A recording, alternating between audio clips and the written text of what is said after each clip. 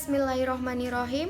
Assalamualaikum warahmatullahi wabarakatuh. Alhamdulillahirabbil alamin. Wassalatu wassalamu ala asrofil anbiya'i wal mursalin wa ala alihi wa sahbihi ajmain. Amma ba'du. Pertama-tama puji syukur kita ucapkan atas nikmat kesehatan dan kesempatan yang Allah berikan kepada kita semua. Yang mana pada kesempatan kali ini masih Allah izinkan saya untuk menyelesaikan tugas ini dengan baik. Yang saya hormati Ibu Mafianti SPDI MA selaku dosen pengampuh mata kuliah retorika di Universitas Muhammadiyah Sumatera Utara, dan yang saya sayangi dan banggakan teman-teman sekalian. Perkenalkan, nama saya Nangwi Ertati. Saya dari kelas D1 pagi semester 5 Prodi Pendidikan Agama Islam Fakultas Agama Islam. Di sini saya akan menyampaikan retorika dan ilmu berbicara. Membahas tentang berbicara. Berbicara merupakan aktivitas rutin kita setiap hari. Penelitian ilmiah mengatakan 75% waktu bangun tidur kita digunakan untuk berbicara dan berinteraksi dengan orang lain. Ilmu berbicara atau disebut juga dengan retorika. Retorika merupakan sebuah ilmu seni berbicara yang artinya mengucapkan kata atau kalimat kepada seseorang atau sekelompok orang untuk mencapai suatu tujuan tertentu agar pendengar terpengaruh dan paham. Retorika dapat diartikan secara etimologi dan terminologi. Jadi di sini saya akan membahas retorika secara etimologi.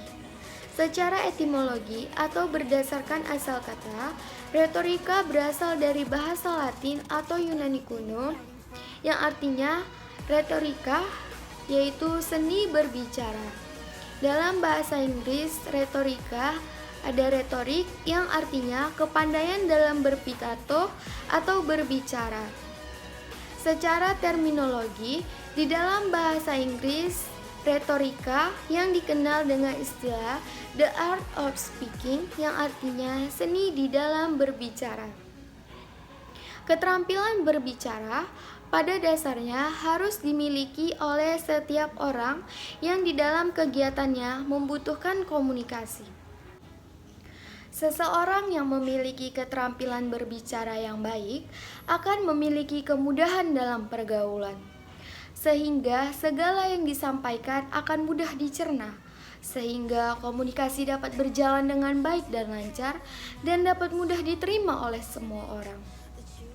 Kita sadari juga bahwa keterampilan berbicara seseorang dipengaruhi oleh dua faktor penunjang utama, baik faktor internal maupun faktor eksternal.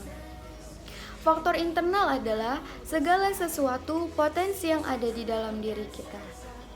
Di dalam faktor internal terdapat dua bagian, yaitu faktor fisik dan faktor non-fisik. Kita membahas faktor fisik, yaitu menyangkut kesempurnaan organ tubuh yang digunakan untuk berbicara seperti pita suara, gigi, lidah, dan juga mulut. Faktor non-fisik yaitu potensi yang ada di dalam diri kita seperti karisma, karakter, bahkan cara berpikir dan tingkat intelijensi. Sedangkan faktor eksternal misalnya tingkat pendidikan seseorang dan lingkungan pergaulan seseorang. Namun dengan demikian, kemampuan atau keterampilan berbicara tidaklah secara otomatis dapat diperoleh dan dimiliki setiap orang, walaupun dia sudah memiliki faktor penunjang utama, baik eksternal maupun internal yang baik. Kemampuan atau keterampilan berbicara yang baik dapat dimiliki dengan jalan mengasah dan mengolah, serta melatih seluruh potensi yang ada. Tidak sedikit orang mempunyai bakat, tetapi tidak dapat dikembangkan dan dimanfaatkan dengan maksimal. Mengapa demikian? Ada beberapa faktor yang menghambat seseorang untuk menjadi pembicara. Di antaranya adalah yang pertama ada konsep diri yang negatif. Orang yang memiliki konsep diri yang negatif umumnya apakah terhadap kritik, responsi terhadap pujian, berprasangka buruk, pesimis, cenderung merasa tidak disukai oleh orang lain, dan hiperkritik. Seseorang yang mempunyai konsep diri yang negatif umumnya akan cenderung mengalami kegugupan karena rasa minder dan takut dinilai negatif dan sebagainya. Atau sebaliknya, orang yang terlalu percaya diri sehingga ia tidak mau mendengarkan kritik dari orang lain, sehingga ia asik dengan pembicaraan dan keyakinan dia sendiri. Yang kedua ada kurangnya penguasaan materi. Penyebab terbesar kegugupan atau demam panggung pada seorang pembicara umumnya terkait dengan ketidaktahuan tentang apa yang harus dia bicarakan. Penguasaan materi terkait dengan persiapan seseorang. Semakin baik persiapan yang dilakukan, maka semakin baik pula penguasaan materinya. Kurangnya penguasaan materi biasanya disebabkan oleh kemalasan yang bersangkutan untuk mencari dan mengumpulkan materi selengkap mungkin. Yang ketiga ada kurangnya penguasaan keterampilan berbicara. Di samping kurangnya penguasaan materi, demam panggung juga bisa muncul dari ketidaktahuan tentang bagaimana cara penyampaian atau takut salah dalam menyampaikan. Sampai di sini kita lihat juga bahwa berbicara perlu dipelajari dan dilatih sampai bisa.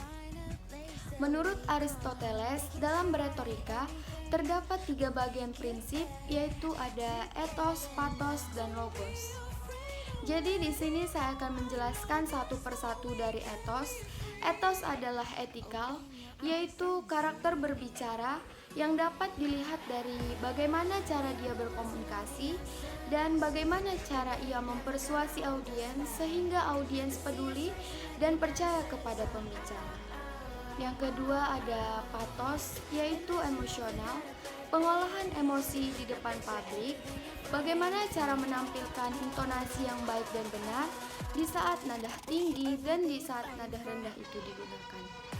Yang ketiga ada logos logikal, yaitu pemilihan kata atau kalimat dan memiliki pengetahuan yang luas, yang mendalam, sehingga dapat menyampaikan dengan rasional dan logis.